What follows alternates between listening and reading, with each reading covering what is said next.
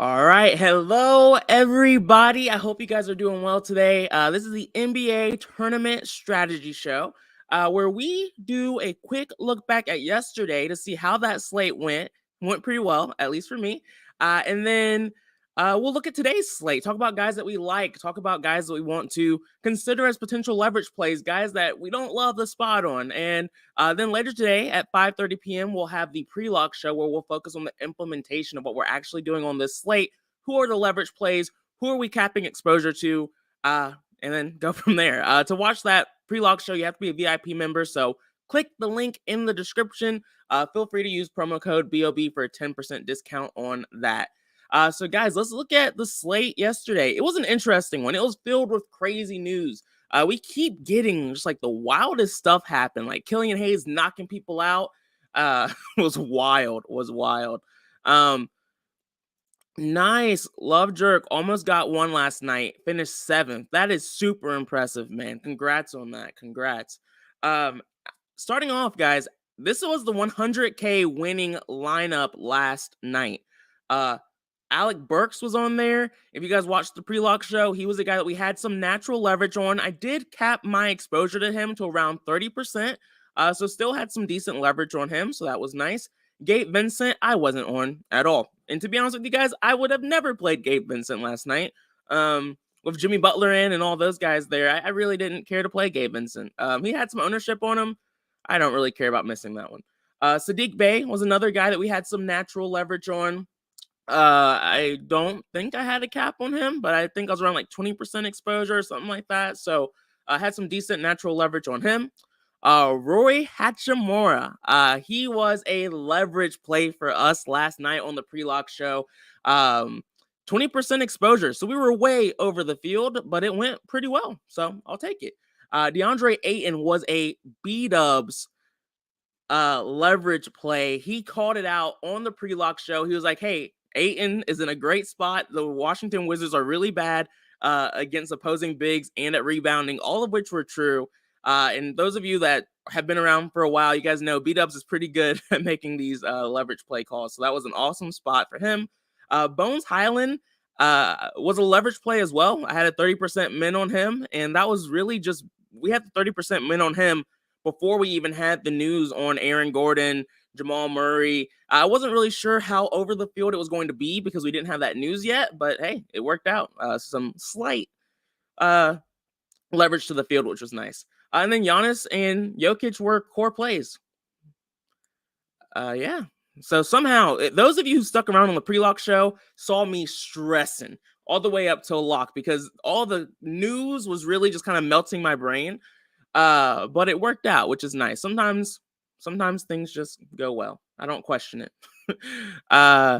Jay, good to see you, man. Morning. Thomas, crazy night yesterday for sure. Chris said, am I handicapping my profit by taking players out of my player pool from the start? Yes. I don't love taking guys out of my player pool, but on occasion you'll see me uncheck some guys who I just don't want to have exposure to. But typically I prefer to just lower my exposure to them. Like I'll put a 30% or a 20% cap on exposure max percentage on them. Just because because I found in the past that I was too quick to take guys out of my player pool, and it was almost always the guy that I took out that ended up killing me. Also, those of you that stuck around on the pre-lock show, we got lucky. I was trying to put DeJounte Murray into lineups, and I was struggling to just have any exposure to him. So I ended up putting a 30% exposure max on Killian Hayes. I feel like I might be cursed a little bit because we put the cap on Poku and then we put the cap on Hayes. But that's just a coincidence. That's just a coincidence. But yeah, man, I wouldn't start by taking guys out of your player pool. I like to see how my lines are looking. And then if I'm getting too much of a guy that I really hate, like I did it to Warren a few nights ago, then I would take him out. But that's like my last resort. Got Winton. Nice, Michael. Nice. Glad to see you did well. Thomas said I had Gabe Vincent and had to manually swap each of my lineups. It worked out. Nice, man. Nice. Glad it worked out for you. Jay said, saw the sweat rolling down. Exactly. Dave said, Top of the morning. Good to see you, man. Good to see you. Anytime, Michael. Appreciate you guys for just joining. Thomas said, "When we are stressing, that's when we are better. We need that stress again tonight." LOL. I don't know about that, but sometimes, like making those like strong, educated guesses and like those gut calls, sometimes just pan out. A mixture of luck and skill, I'll say. But I guess if it results in another profitable night, maybe I'll take the stress. But I kind of want to breathe a little bit today. Thomas said, I had DJ as a core, which was nice. Nice, man. Nice. Awesome, guys. All right. Yesterday's now in the past. Screw it. Doesn't matter anymore. Let's look at today's slate. It's a pretty interesting one. I don't think it will be as crazy as yesterday. I think there's some spots we already know what we'll do depending on certain injury news. None of these teams played last night unless I'm really just forgetting something. So I doubt we'll have any crazy surprises. Starting off with the Thunder, Poku is going to be out for a while. So that's pretty big news for this team. Ding's out. He's been out for a while. Jeremiah Earl Robinson's been out for a while. So a little bit of lag here, struggling to scroll down. So there's an increase in interest level for guys like Jalen Williamson and just a lot of this front court for the Thunder. Kenrich Williams is a little bit more interesting. Mike Muscala started the second half for Poku last time out. If he starts at 3,400, he's a steal from a price standpoint. The problem with this front court is that the Thunder coach, they're tanking, so that's quite obvious. But he also just likes to do random crap when it comes to these rotations and switch guys at halftime just for giggles. So I'll have exposure. I'm not fading this front court. I think it makes sense. We like to play bigs against the Hornets, so it just makes too much sense to avoid. If Muscala is starting, I'm going to be over the field on him. But ideally, I can avoid making these guys core plays because I don't trust it. I'm open to taking GPP shots and having leverage. Like we saw last night, you can take shots and you can miss on guys. Like I missed on Jordan Poole. Awful miss. He freaking sucked last night. Of course, if that hit, would have been in a pretty good spot. But you can miss on leverage plays and it won't ruin your night. But when you miss on multiple core plays, that's when you're really fighting an uphill battle. So again, hopefully we can keep these guys as leverage plays and not core plays. On the other side of this game, we have Kelly Oubre, doubtful. Dennis Smith Jr. is questionable. Nick Richards is out. Cody Martin is out. So if Oubre's out, then one of my guys that I don't love trying to force exposure to, Jalen McDaniels would be more viable on the slate. I don't love the minutes. I don't really love the spot, but the matchup is nice and he has upside, so he has to be considered on this slate. LaMelo Ball, his price is falling. I think he's interesting on this slate. For me, I'm trying to make a decision between Ball and Rozier. I don't think you have to. I just prefer to. So I'm still thinking that one over. I've been on this LaMelo Ball train for a long time, and he just has not been coming through. But he has been averaging more than 50 points a game over the last few games. So he's in solid form. It's just he hasn't been having those like breakout performances, which you needed on these last few slates. Like a guy just doing okay really hasn't been getting the job done in tournaments so far this week. So we need a ceiling performance. The matchup's pretty soft, so I like the potential upside, but I'm nervous. SGA, always viable, always playable. I prefer to play SGA when he's less than 10K, but he's worth the price tag, so it makes sense. His minutes are consistent. He's facing a god-awful Hornets team. He makes sense. We probably spent too much time on this game, to be honest with you. It's not worth it. But I like quite a few spots, and this game is supposed to stay close, so that makes it even more interesting than it already was for me. Moving on. Cleveland Cavaliers, they have Robin Lopez listed as questionable. Dean Wade's out. Dylan Windler's out. Ricky Rubio's out. Nothing really too special here. The Pacers have some big news that we need to watch out for. Tyrese Halliburton is questionable. Chris Duarte is active. That's big. Daniel Tice is out. So for me, Love Jerk said Plumlee crush spot. Huh. That's actually a good way of thinking about it that I didn't give too much thought about, at least so far this morning. But yeah, the Thunder, especially with Poku, definitely a slightly softer matchup. Uh, Plumlee's never a guy that I love having exposure to, especially if he's relatively popular on this slate. We'll see what something to keep an eye on. But the matchup is softer, and so viable for sure. Something to dig deeper into as we research throughout this slate. Good call, potentially, man. Good call. Next up, we have the Pacers against the Cleveland Cavaliers. Tyrese Halliburton being questionable is huge for this team. In general, I don't love this spot. You guys know I don't like to pick on the Cleveland Cavaliers. They're an elite defense. That sounds wrong to say when talking about the NBA. They're a good defense. Halliburton has proven that he is matchup proof, but he's been pretty cold over the last two slates. I hopped on a little late, and so I'm kind of hurt about that a little bit. So I'm a little hesitant to go over on him. But we saw last night with Sabonis, these guys coming off of a questionable tag, if they play, they're pretty much at 0% ownership, and they still have the same ceiling they always do. So just because he's questionable, it doesn't mean that I'm going to take him out of my player pool or have zero exposure to him. I think he would definitely still be viable at 9,200. He had a ceiling game performance against the Miami Heat, who are a pretty good defense. And so it doesn't mean that the upside can definitely be there for him in this spot too. More importantly, though, if Halliburton is out, we can really load up on this Pacers team.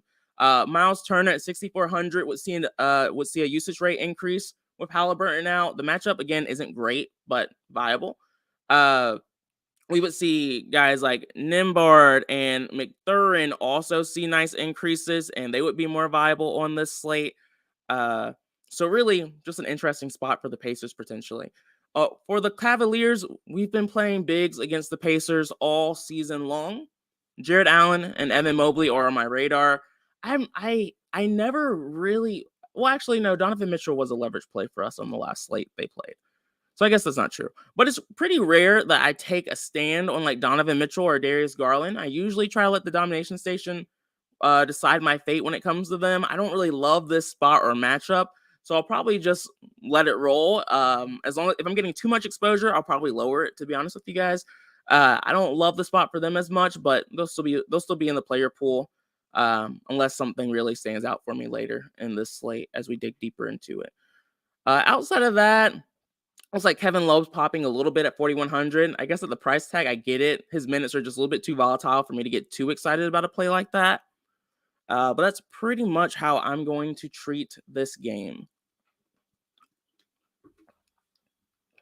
All right. Moving on, we have the Clippers against the Boston Celtics. The Celtics are a solid defense, a team that I don't like to pick on a ton. The Clippers, believe it or not, guys, the Clippers have absolutely no one on their injury report right now. That has been an extremely rare occasion this season. So it'll be interesting to see how they operate at full strength. I struggle to like to play these teams when everyone's healthy, especially when both of these teams are really good defensive teams. If I had to take a shot, it would be on Kawhi Leonard. He's been in solid form. His usage rate is solid. His minutes floor has really stabilized over the last few slates. And he's one like the cheapest star player on this team. So, I mean, I'm not really counting John Wall. I'm counting like Tatum, Brown, George. If that offends you, I'm sorry. But I really like Leonard out of all of these guys, probably the best. He also has the lowest ownership, so potentially a leverage play. But again, I don't like picking on these good defenses. This isn't going to be a game that I have a ton of players from. It's probably going to be like one or two guys at the most. Unless we get Clippers news, and then the slate gets a little wild. But there's no sign of that as of right now, so we should be fine. Next up, we have the Memphis Grizzlies against the Toronto Raptors.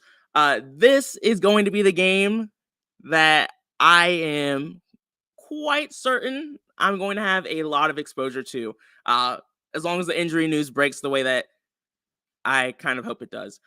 Fred VanVleet is currently listed as questionable. Huge. Precious Achiuwa is questionable. Christian Koloko is questionable. And then Otto Porter has been out for a little bit here.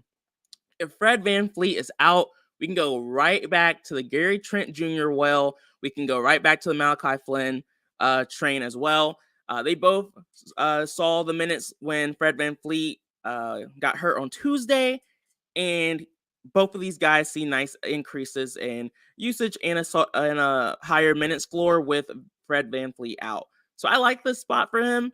Of course, if Fred VanVleet's out, then Siakam sees a nice boost as well, and he would be viable even at 10,200. I think he would be viable on this slate. On the other side of this game, with Fred VanVleet out, the matchup is slightly softer for Ja Morant. So I was probably going to have exposure to Ja Morant no matter what, but I like it. Love Drake's like, no Trent. LOL. I know. I feel like the Raptors have hurt us so much, and I will always admit to this for everyone. I'm a little biased when it comes to the Raptors and injury news. I've had some incredible wins with the Raptors having guys like Fred VanVleet or like Precious Achiuwa out. And so I'm more open to getting hurt by them and going over the field on them in these kind of situations, just because it's worked out for me a lot in the past. I've been burned by them a lot too, but it's easier to remember the wins. So I am biased there. Ja Morant, though, just makes sense. He's one of those plays that he has a ton of upside on every slate, and if the matchup is even a little bit easier, I like it more. So yeah, I don't think any surprises there. JJJ is my guy. I like trying to have some exposure to him. He's always low owned because he stays in foul trouble. So I don't know if this is a spot I'm going to utilize a ton. I'll definitely utilize like the sim model and some of DFS Army's tools to kind of dig a little bit deeper into the research once that stuff's up. But for right now, he's just semi interesting. I'm tempted, but I'm not biting yet. Adam said, "We the North." All right, I'm not that big of a Raptors fan. I'm not that big of a Raptors fan. But hey, I appreciate them helping me out when they can. I think that's everything for this team. Scotty Barnes could be sneaky too. Viable for sure. Takes on more of a ball handling responsibility due to Fred VanVleet out. At least he did in the past. I need to see how much that's still the case, but historically that was true. All right, 2 games left. We have the Knicks against the Spurs. These last 2 games, again, guys, games that we're more than likely going to have a good amount of exposure to. You guys know I always get tired of playing the Spurs, but on this slate, we'll probably have to. The Knicks have Jalen Brunson listed as questionable. We saw last slate how important that is. When Brunson's out, guys like Quickly, Grimes, and McBride all see a boost in minutes. Brunson, yeah, like they all see an increase in minutes. We saw Julius Randle have a smash game performance against the Mavericks in a very similar spot. So definitely keep an eye out for the Brunson news. It matters a ton. The Spurs are a god-awful defense. So, I mean, even without Brunson, there's still a little bit of, even if Brunson's out, there's still a little bit of blowout concern for me, especially if Keldon Johnson, Devin Vassell, and Doug McDermott don't play, all of which are questionable right now. This game could get ugly, but you guys know me. If that's going to be why these guys end up being low owned, then I don't care. I'll still take my shot on it. So I like if just Keldon Johnson is out, then Devin Vassell, Trey Jones are really the guys who benefit a lot here. Sachan has been in great form. When he was a core play that panned out. Probably just going to try to trust the domination station when it comes to him. I allowed him to be a core play one time, and that's probably ideally the last time I'm going to do that because it was hard to stomach. But if I got to do it, I got to do it. Especially if Keldon Johnson and Devin Vassell are out, it's probably going to make too much sense to do that. He's been very dominant this season since he's been starting again. So we'll see. We'll see. I haven't looked at the sim model yet. It's not updated yet, but it wouldn't surprise me if Keldon Johnson and Devin Vassell are out. Josh Richardson sees a little bit of a boost. Wouldn't hate taking a shot on him as a leverage play potentially. I think that's it. Mitch Robinson, again, the Spurs are bad everywhere. You can make a case for all of the Knicks starters, and I'll probably have exposure to all of them to some degree. Just makes too much sense.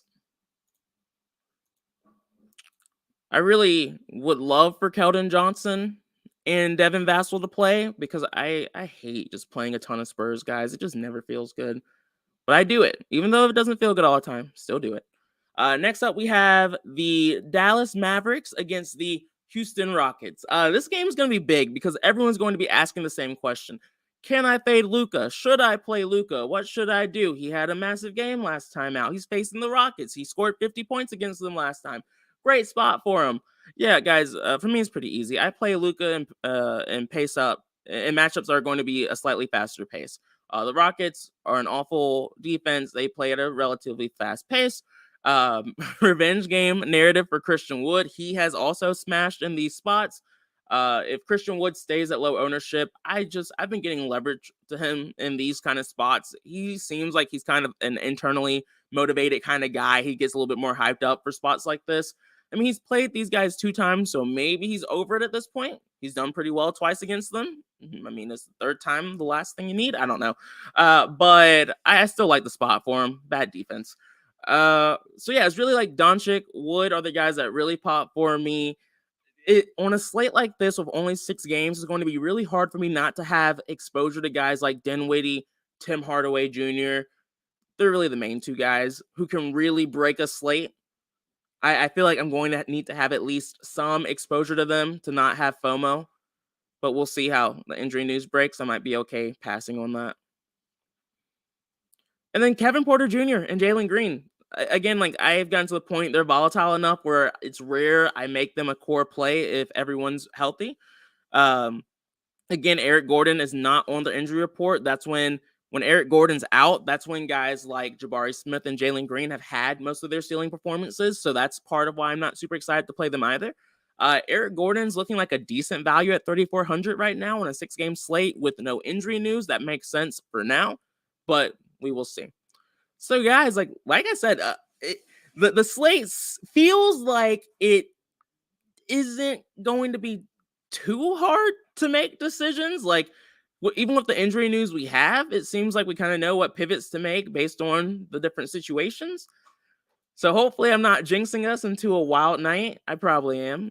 I probably am. But it's all good. I mean, I appreciate you guys for watching. I look forward to seeing you guys on the pre-lock show later today. We'll definitely make sure that we are good to go with leverage plays and guys that we're going to lower exposure to. But again, appreciate the support, guys. I hope you guys enjoy the rest of your day. Peace out.